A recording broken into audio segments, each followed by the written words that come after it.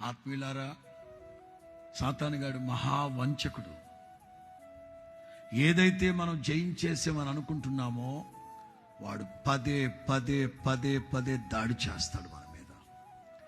ఏదో పైకి బాగానే కనబడుతున్నాడు కానీ అబ్రహాము విశ్వాసులకు తండ్రి మనసులో మానసికంగా కృంగిపోతున్నాడు. ప్రియులారా, మీరు ఎవరైనా మానసికంగా కృంగిపోతున్నారా?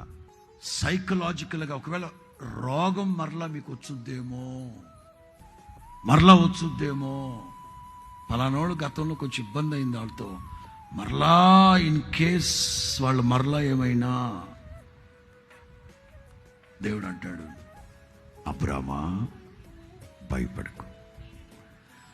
మీరు బాగానే చెప్తున్నారండి,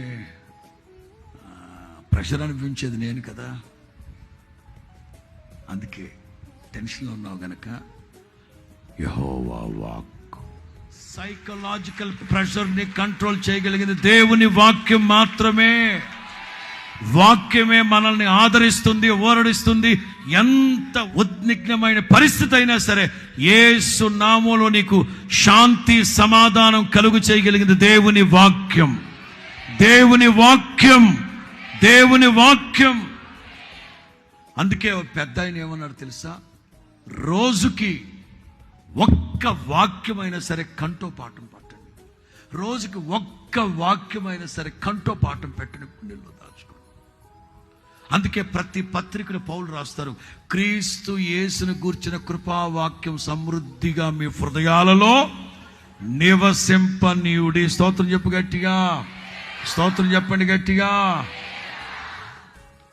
ఏదేను తోటలో ఆదాము భయపడ్డాడు. ఆ రోజున దేవుడు చెప్పాడు ఈ మాట, ఆదామా భయపడకు అని అన్నాడా? ఎందుకనలేదు? బరితెగింపు నీకు.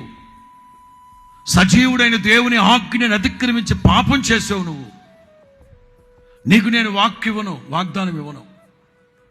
అబ్రహాం నా యందు విశ్వాసం కలిగిన వాడు, దేశాన్ని, బంధువుల్ని, తండ్రి ఇంటిని విడిచిపెట్టమంటే విడిచిపెట్టాడు. అందుకే నేను అబ్రహాంతో చెప్తున్నాను, భయపడద్దు.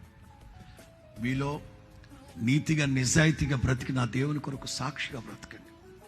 ఏ మానసిక ఒత్తిడిలు మీకు వచ్చినా సరే నా దేవుని వాక్యం బలపరచదు.